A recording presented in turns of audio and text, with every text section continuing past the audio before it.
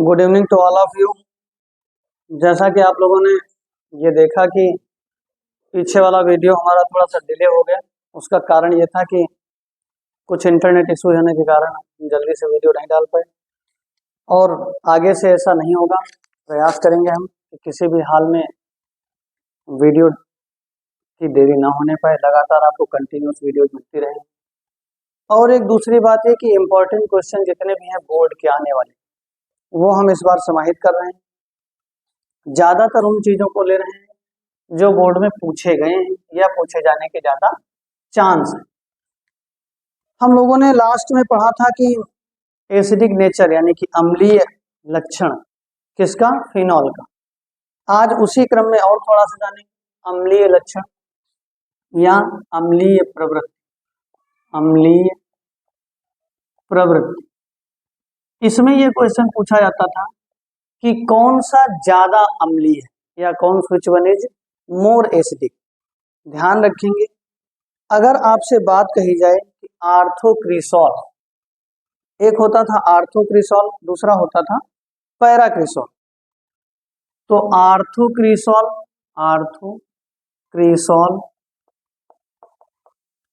फिर इसके बाद में पैराक्रिसॉल, और फिर इसके बाद में एक होता था आर्थो पैरा के बाद मेटाक्रिसॉल, और फिर इसके बाद एक होता था केवल फिनॉल। इसमें अगर पूछा जाए कि सबसे ज्यादा अम्लीय कौन है, तो आप ध्यान रखिएगा सबसे ज्यादा अम्लीय इसमें होगा फिनॉल, उससे कम और सबसे कम आर्थोक्रिसॉल। ये अम्लीयता का क्या है, बढ़ता हुआ क्रम है। ठीक है, अम्लीयता का बढ़ता हुआ क्रम है, अर्थात increasing order of acidic nature. यहां तक में कोई समस्या नहीं। दूसरा एक बात और देख लेंगे, एक नाइट्रोफिनॉल होता है। अभी नाइट्रेशन हम लोग पढ़ेंगे, उसमें बताया जाएगा आपको कि नाइट्रेशन करने पर क्या क्या प्रोडक्ट बनते हैं। तो एक बात ये ध्यान रखेंगे कि आपका जो नाइट्रोफिनॉल होता है उसमें भी तो आर्थो पैरा नाइट्रो होते हैं। तो पैरा नाइट्रोफिनॉल,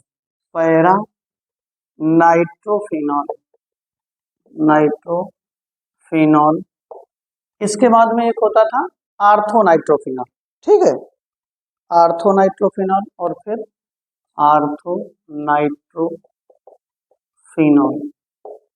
और उसके बाद में एक होता था पैरा आर्थो, फिर मेटा नाइट्रोफिनॉल, और सबसे लास्ट में होता था फिनॉल।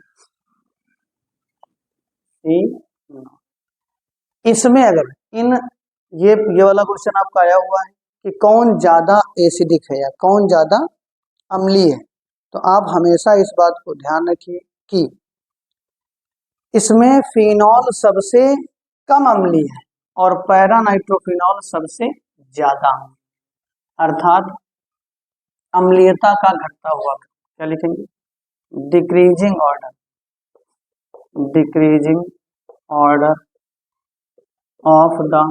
ऑफ द एसिडिक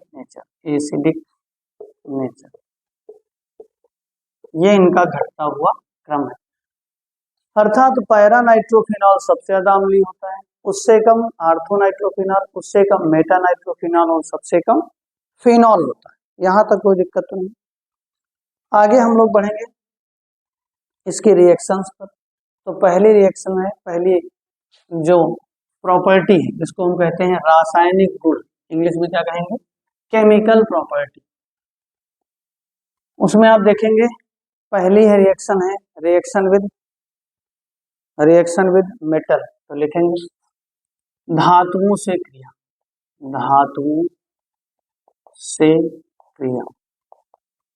क्या होगी भैया, लिख लेंगे रिएक्शन विद मेटल।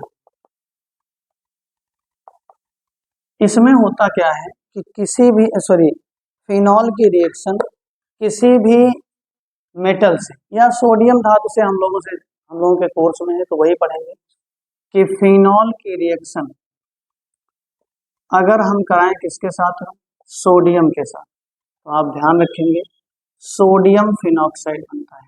क्यों ऐसा होता है ये भी बात समझ, ON और ये H2 ऊपर की तरफ, ऐसा क्यों होता है? क्योंकि सोडियम जो मेटल होता है ये हाइड्रोजन के रिस्पेक्ट में ज्यादा बड़ा है साइज में, पहली बात। दूसरी बात, ज्यादा रिएक्टिव है, तो ये क्या करता है, हाइड्रोजन को उसकी जगह से रिप्लेस कर देता है और बना देता है सोडियम फिनॉक्साइड। इसका नाम क्या है, सोडियम फिनॉक्साइड, और इसका नाम क्या है, फिनॉल। यहां तक कोई समस्या तो नहीं? आगे आप समझेंगे। अगली रिएक्शन मोस्ट इंपॉर्टेंट में डाल करके लिखेंगे, रिएक्शन विद थ्योरी लिख लेंगे इसकी। इसकी परिभाषा में लिखवा तो मैं बता दूं, फिनॉल की क्रिया सोडियम धातु से कराने पर सोडियम फिनॉक्साइड प्राप्त होता है। इंग्लिश में क्या लिखेंगे, phenol when reacted with sodium then sodium phenoxide is formed. लिख लेंगे आप अच्छे से। दूसरी प्रॉपर्टी क्या है, reaction with zinc, reaction with zinc Zn, यानी कि जिंक से क्रिया है ना, जिंक से क्रिया।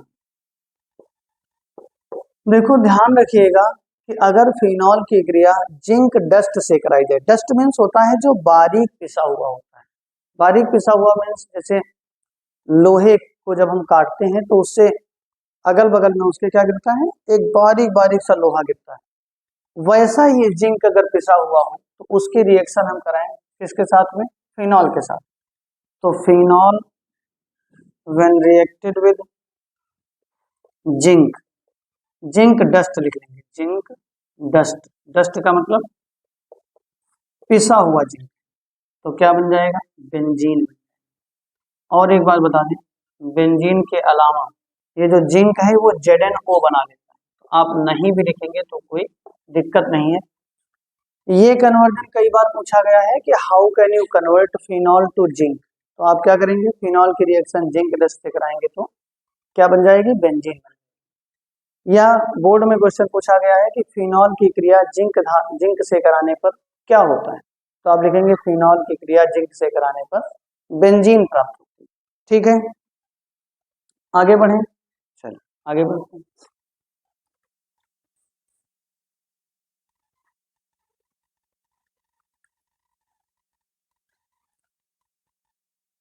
अगली हेडिंग है रिएक्शन विद, मोस्ट इंपॉर्टेंट डाल करके लिखेंगे, most and very most important डाल करके, हैलोजिनेशन। क्या है, रिएक्शन का नाम क्या है, हैलोजिनेशन ऑफ फिनॉल, अर्थात फिनॉल का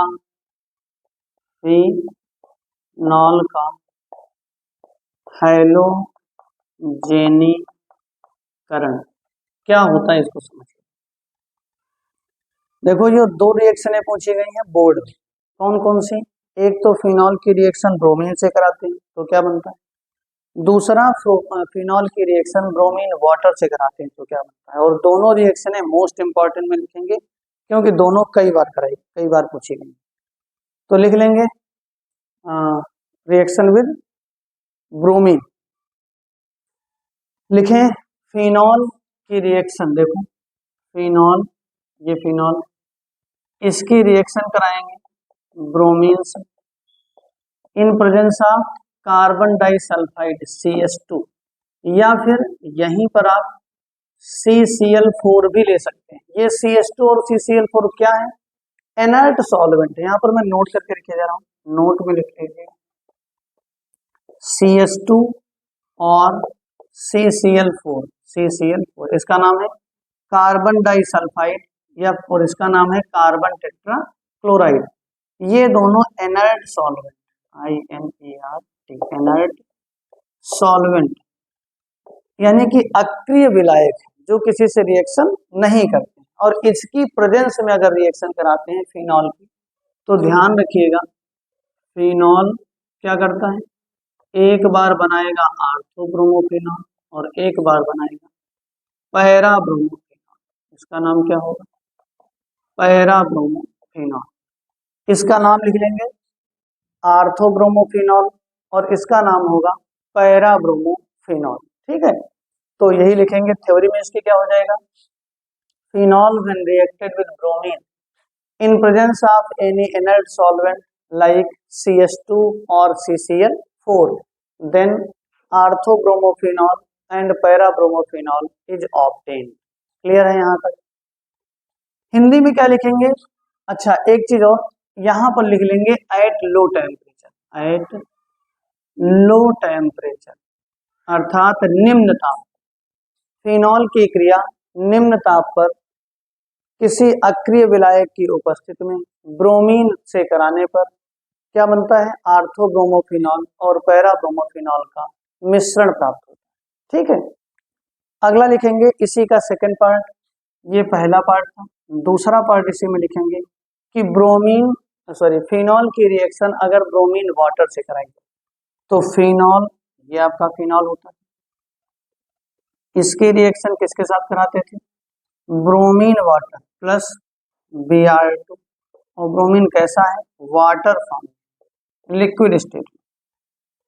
तो क्या बनता था, ध्यान रखिएगा कि फिनॉल की रिएक्शन अगर ब्रोमीन जल से कराएं तो क्या बनेगा, एक बार आपका ये बनेगा फिनॉल, तो ये हो गया, इसमें एक बार आर्थो पर ब्रोमीन आए, फिर पैरा पर ब्रोमीन आए, और इसके बाद फिर यहाँ पर ब्रोमीन आए, नाम होगा इसका 2,4,6 ट्राइब्रोमोफिनॉल, ये इसका नाम, हिंदी में नाम लिख लेंगे 2,4,6 ट्राइब्रोमोफिनॉल। ये मोस्ट इंपॉर्टेंट दोनों रिएक्शन है, यहाँ पर इंपॉर्टेंट लिख लेंगे। पूछा गया है कि फिनॉल की रिएक्शन ब्रोमीन से कराओ तो क्या बनेगा, पूछा गया है फिनॉल की रिएक्शन ब्रोमीन वाटर से कराओ तो क्या बनेगा। दोनों में कोई डाउट हो तो बताइए। थ्योरी में यही लिखेंगे कि फिनॉल की क्रिया ब्रोमीन जल से कराने पर 2,4,6 ट्राइब्रोमोफिनॉल प्राप्त होता है। इंग्लिश में भी वही लिख लेंगे, phenol when reacted with bromine then 2,4,6 tribromophenol is formed. ठीक है, नेक्स्ट रिएक्शन है, अगला लिखेंगे नाइट्रेशन ऑफ फिनॉल। अगला क्या होगा, नाइट्रेशन ऑफ फिनॉल अर्थात फिनॉल का नाइट्रीकरण। देखें, नाइट्रेशन ऑफ फिनॉल, ये क्या कहता है, हिंदी में क्या लिखेंगे, फिनॉल का नाइट्रीकरण, फिनॉल का नाइट्रीकरण क्या होता है, एक बार समझ लीजिए जरा। देखो दो तरीके से रिएक्शन करता है, एक क्या है, फिनॉल, ये फिनॉल था, phenol when reacted with HNO3, HNO3 कैसा होगा, डाइल्यूट होगा। डाइल्यूट का मतलब हिंदी में क्या होता है, तनु HNO3, ठीक है ना, तनु HNO3 की प्रेजेंस में रिएक्शन कराएंगे। ठीक, और बहुत ज्यादा इसको हीट नहीं करेंगे। तो आप एक बार बताओ, इस HNO3 को मैं क्या लिख सकता हूँ, इसको मैं लिख सकता हूँ OH और NO2, ऐसे लिख लें, अभी तो HNO3 लिखा हुआ है, और इसको, इसकी रिएक्शन जब हम कराते हैं डाइल्यूट के साथ में तो हमें क्या मिलता है, एक बार मिलेगा, देखो ध्यान से क्या मिलेगा ये समझिए, ये OH है, देखो हर बेंजीन के हर कॉर्नर पे एक एक हाइड्रोजन है, तो एक हाइड्रोजन यहाँ का और एक NO2, सॉरी एक हाइड्रोजन और एक OH मिलकर के क्या बना देगा, H2। यहाँ जो वैलेंसी खाली होगी उसकी जगह पर कौन आ जाएगा, NO2 आ जाएगा, एक बार बन जाएगा आर्थोनाइट्रोफिनॉल और एक बार बन जाएगा पैरानाइट्रोफिनॉल, इसका नाम क्या हो, पैरानाइट्रोफिनॉल, ये ठीक है, प्लस क्या होगा, वाटर, नाम लिख लेंगे बच्चा, इसका नाम है आर्थोनाइट्रोफिनॉल और इसका नाम है पैरानाइट्रोफिनॉल का मिक्सचर हमें मिलता है। ठीक है लेकिन शर्त है कि जब ये डाइल्यूट होगा। दूसरी एक बात बता दें, अगर इसकी रिएक्शन, इसी में लिख लेंगे, ये भी इंपॉर्टेंट है, मोस्ट इंपॉर्टेंट रिएक्शन है, अगर फिनॉल की रिएक्शन किसके साथ करें, phenol when reacted with HNO3, लेकिन कैसा होगा, कंसंट्रेट HNO3। कंसंट्रेट को हिंदी में क्या कहते हैं? सांद्र HNO3 के साथ अगर इसके रिएक्शन कराएं तो आपका, और एक बात हो, ये प्रेजेंस में होगा कंसंट्रेट H2SO4 अर्थात सांद्र सल्फ्यूरिक अम्ल की उपस्थित में इसको कराएं तो भी आप HNO3 को क्या लिखेंगे? OH और NO2 लिखेंगे। और फिर से एक एक हाइड्रोजन निकालेंगे, एक हाइड्रोजन और एक ये OH मिल करके क्या बना लेगा? H2। और दूसरा, जब ये कंसंट्रेट होगा तब शर्त ये है कि यहाँ पर OH तो रहेगा, एक बार आर्थो पर NO2 आएगा, एक बार पैरा पर आएगा और एक बार इधर वाली पोजीशन पर NO2 आएगा। और इसका नाम होगा 2,4,6 ट्राई नाइट्रोफिनॉल, ये इसका नाम हो जाएगा। ये नाम कई बार पूछा गया है। इसी को लिख सकते हैं पिक्रिक एसिड और इसी को क्या लिख सकते हैं? पिक्रिक अम्ल। पिक्रिक अम्ल क्वेश्चन बोर्ड में जो पूछा गया है वो पूछा गया है what happens when phenol is treated with या phenol is reacted with concentrate HNO3 in presence of concentrate H2SO4। और दूसरा क्वेश्चन पूछा गया है how can you convert phenol to picric acid. तो आप देख लीजिए, यही आपको लिखना है, इसमें कोई डाउट हो तो बताइए। और एक दूसरी बात, अगर कहता है कि फिनॉल की रिएक्शन डाइल्यूट HNO3 से कराएंगे तो आर्थो नाइट्रोफिनॉल और पैरा नाइट्रोफिनॉल का मिक्सचर प्राप्त होगा। यहां तक हो गया होगा आपका।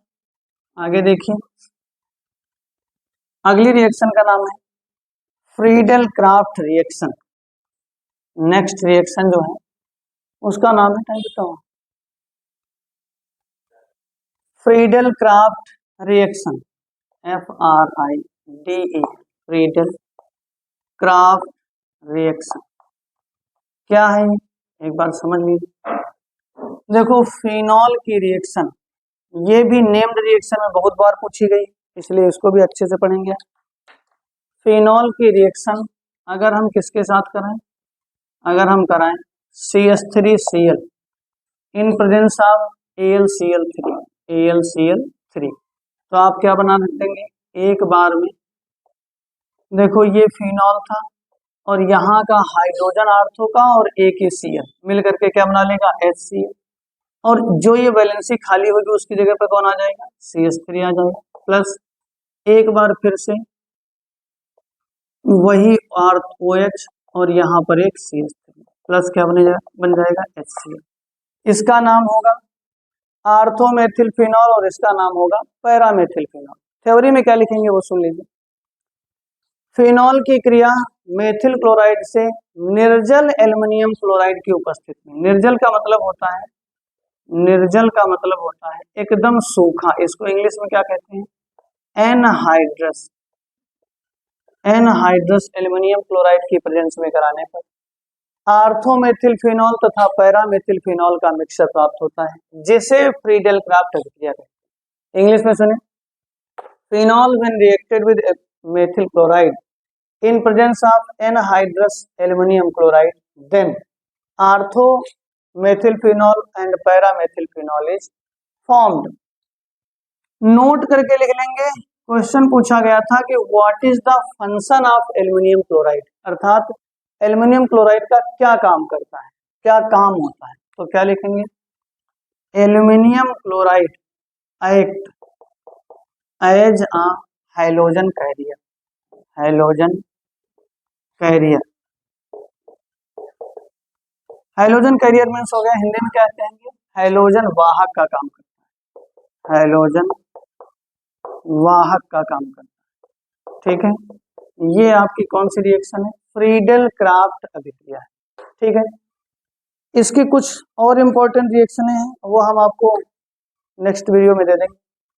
अभी फिलहाल के लिए ये इतनी सारी रिएक्शनें हैं, इसकी 3 से 4 रिएक्शनें भी और बाकी रह गई, वो 3-4 रिएक्शनें हम आपको आज से कल तक इन्हीं वीडियोस पर प्रोवाइड कर देंगे।